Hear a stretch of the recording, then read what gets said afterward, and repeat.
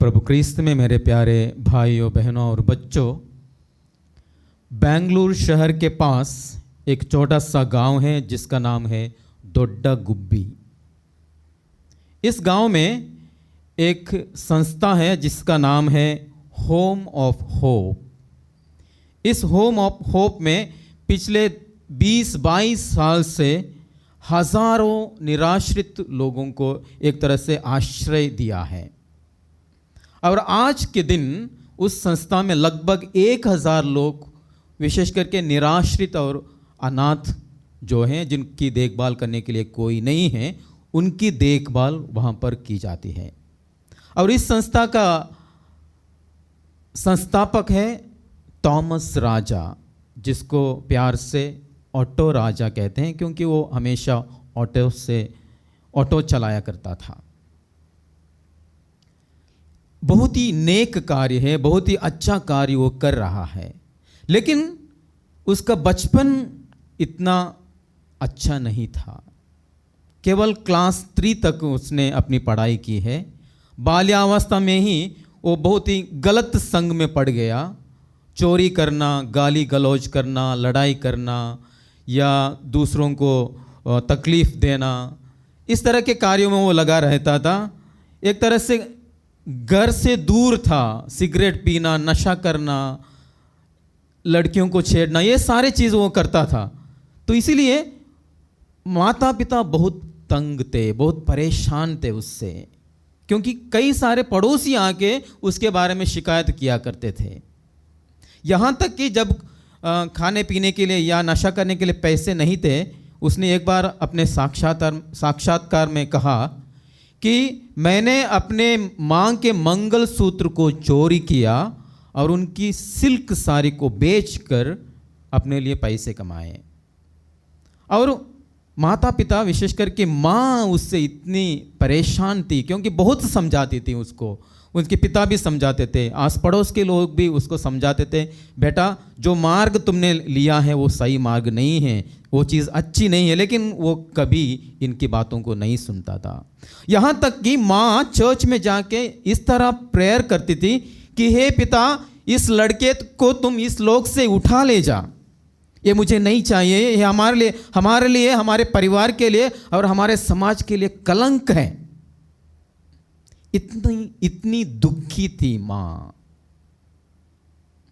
और ऑटो राजा, थॉमस राजा, घर से भाग गया।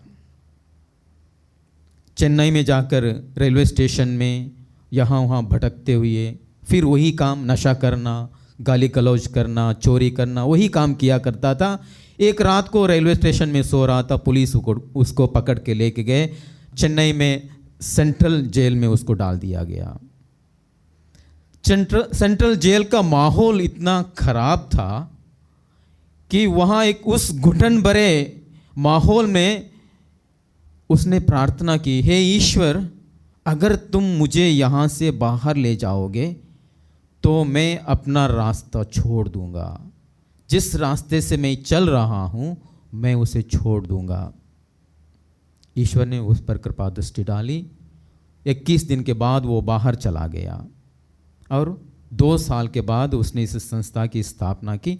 आज वो कई सारे लोगों को एक तरह से जीवन प्रदान कर रहा है। जो व्यक्ति गलत रास्ते पे चल रहा था, प्रभु ने उस पर कृपा दृष्टि डाली, प्रभु ने उसे स्पर्श किया, प्रभु ने उसे चंगा किया, प्रभु ने उसे नवजीवन प्रदान किया और आज वही व्यक्ति कई सारे लोगों को जीवन प्रदान कर रहा है। जिस व्यक्ति ने सोचा था कि यही सही मार्ग है, माता पिता ने और पड़ोसी लोगों ने उसको समझाने के लिए कोशिश की, सगे संबंधियों ने समझाने के लिए कोशिश की, जिस मार्ग को तुमने अपनाया है वो गलत है, फिर भी वो नहीं माना। लेकिन प्रभु ने जब स्पर्श किया वो कुछ नहीं कर पाया। प्रभु के हाथ में वो एक बच्चे के समान रहा और प्रभु ने उन्हें मार्गदर्शन दिया। आज वो एक न्यू आर्क मिशन का मेंबर है और कई सारे जगह में जाकर प्रभु के बारे में सुसमाचार भी फैलाता है। बाइबल में हम लोग अन्य कहानियाँ भी हम लोग पढ़ते हैं।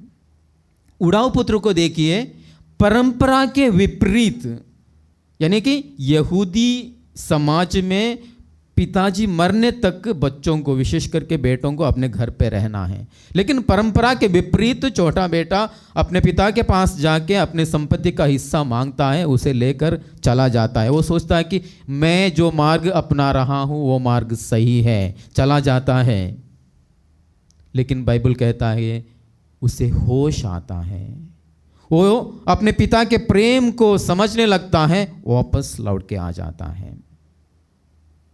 पौलुस को देख लीजिए, मसीही भाई बहनों को सता रहा था, उन पर अत्याचार कर रहा था। उस समय वो सोच रहा था कि जो मार्ग मैंने अपनाया वो सही मार्ग है, लेकिन ईश्वर ने उसे ऐसे पटक दिया कि उठने के बाद उसने कहा कि प्रभु के सिवा मेरे जीवन में कोई नहीं है, अब मैं नहीं बल्कि प्रभु मुझ में जी रहे हैं। तो इस प्रकार हम लोग देखते हैं कि किस प्रकार कई लोग अपने जीवन में प्रभु के मार्ग से दूर चले गए थे, लेकिन प्रभु ने उन्हें स्पर्श किया। एम्माउस के रास्ते पर उस दो शिष्यों को देखिए, वो एक तरह से दुखी होकर यरूशलेम से, जो ईश्वरीय नगर है, उससे दूर चले जा रहे थे, एक तरह से ईश्वर से दूर चले जा रहे थे। लेकिन प्रभु उन्हें दर्शन देते हैं, प्रभु उन्हें सच्चाई से अवगत कराते हैं, प्रभु उनको रोटी खिलाते हैं और वे तुरंत लौटकर प्रभु को पहचानते हैं, अपने जीवन का मालिक समझकर उन पर विश्वास करने लगते हैं। वही प्रभु यीशु आज हम सभी से कहते हैं, मैं मार्ग, सत्य और जीवन हूं, मुझसे होकर गए बिना तुम पिता के पास नहीं जा सकते। पुराने व्यवस्थान में हम लोग ने देखा कि इजरायली जनता और मूसा 40 साल तक उस मरुभूमि में भटकते रहे, मार्ग ढूंढ रहे थे, कहां जाने के लिए? प्रतिज्ञात देश जाने के लिए। लेकिन उन सारे मूसा ने और अन्य सारे नबियों ने मार्ग दिखाने के लिए कोशिश की, लेकिन आज प्रभु कहते हैं, मैं वो मार्ग हूं, मैं स्वयं मार्ग हूं जिसके द्वारा आप उस प्रतिज्ञात देश के पास जा सकते हैं, उस प्रभु के पास जा सकते हैं। स्तोत्र ग्रंथ अध्याय 25 में हम लोग पढ़ते हैं, वहां पर लिखा हुआ है, स्तोत्रकार कहता है, प्रभु मुझे अपना मार्ग दिखा, सत्य के पथ पर मुझे अग्रसित कर। क्योंकि वो सत्य नहीं जानता था, इसलिए कह रहा है कि मुझे सत्य के पथ पर अग्रसित कर। हम जानते हैं कि कई सारे तत्वशास्त्री, कई सारे ज्ञानी सत्य की खोज में हैं, शताब्दियों से काम कर रहे हैं सत्य क्या है जानने के लिए। पिलातुस ने प्रभु से प्रश्न पूछा था, सत्य क्या है?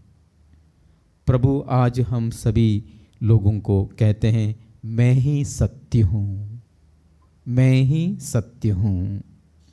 स्तोत्रकार आगे अध्याय 85 पद संख्या 7 में ईश्वर से पूछता है, क्या तू हमें नवजीवन प्रदान करेगा? क्या तू हमें नवजीवन प्रदान करेगा? और आज प्रभु यीशु स्वयं कहते हैं कि मैं जीवन हूं। हम लोग ने इस पास्का काल की शुरुआत में हम लोगों ने सुना है कि किस प्रकार प्रभु स्वयं अपने शरीर और लहू को देते हुए कहते हैं, मैं जीवंत रोटी हूँ, मुझे खाओ, मुझे पीओ, मुझ पर विश्वास करो।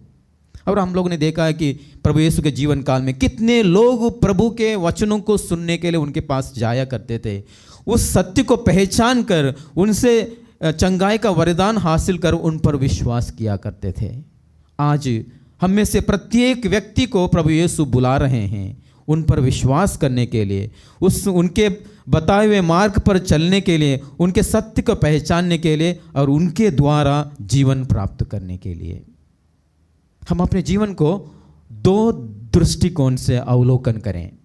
सबसे पहले, क्या मैं उस प्रभु पर विश्वास करता हूं जो आज मुझसे कहते हैं कि मैं सत्य, मार्ग, सत्य और जीवन हूं?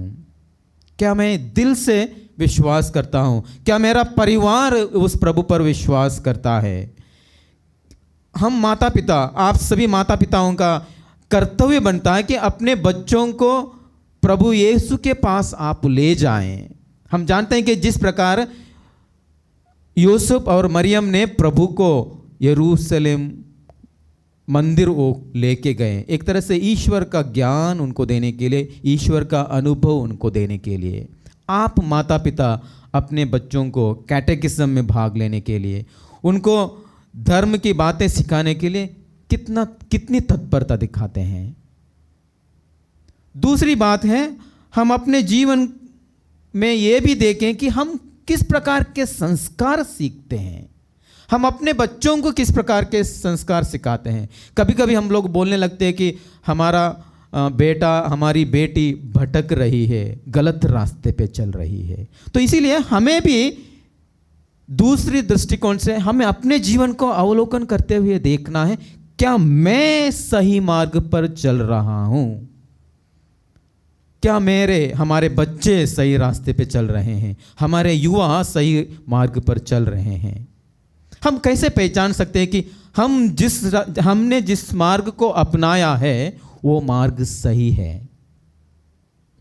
जो भी कार्य हम लोग करते हैं, हमारा अंतःकरण हमसे बातें करने लगता है। सबसे पहली बात है, हमारा अंतःकरण हमसे कहता है हम जो कार्य कर रहे हैं वो सही है या गलत है। जब कभी हम गलत कार्य करने के लिए कोशिश करेंगे, हमें अंतःकरण करेगा कि जो कार्य तुम करने वाले हो वो गलत है, उसको मत करो। तो एक तरह से हमारे अंदर से हमसे हमारा आत्मा बातें करता है और कहता है कि जो कार्य तुम कर रहे हो वो गलत है या सही है। दूसरा एक रास्ता है, जो कार्य हम लोग करते हैं, जो मार्ग हम लोग अपनाते हैं वो सही या गलत देखने के लिए, उसको कहते हैं मामा टेस्ट। एक किताब है जिसका नाम है यू कैन विन, जीत आपकी। शिव खेड़ा इस किताब में एक टेस्ट हम सभी को देते हैं जिसका टेस्ट है मामा टेस्ट। मामा टेस्ट में क्या करना है, जब वो कहते हैं हम जहां कहीं भी हो, घर में हैं या बाहर, अकेले हैं या किसी लोगों के साथ, जो भी कार्य हम लोग करते हैं उस समय हमें एक प्रश्न अपने आप से पूछना है, जब मैं इस कार्य को कर रहा हूं, अगर मां उसे देखती है, इस कार्य को करते समय अगर मेरी मां मुझे देखती है, क्या उनका सिर गर्व से ऊंचा उठेगा या शर्म के मारे झुक जाएगा। ये टेस्ट हम सबों के लिए बहुत ही महत्वपूर्ण है। अगर हम कोई सही कार्य कर रहे हैं, हमारी माँ सचमुच गर्व से एक तरह से कहेगी हाँ मेरी बेटी अच्छी है, मेरा बेटा बहुत ही अच्छा है।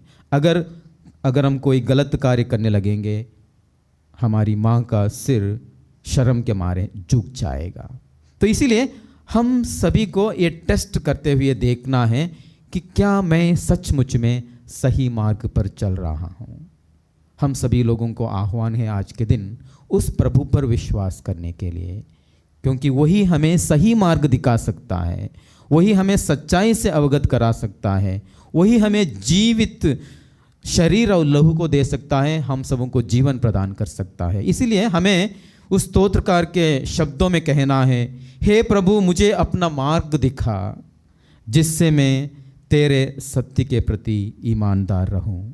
आइए हम लोग प्रार्थना करें अपने आप के लिए, अपने परिवार के सभी लोगों के लिए, हमारे इस समाज के सभी युवा वर्ग के लिए, और जितने लोग अपने रास्ते से भटक गए उन सारे लोगों को याद करते हुए हम लोग आज के दिन इस वेदी के पास लाएं, जिससे कि प्रभु उन्हें स्पर्श करें।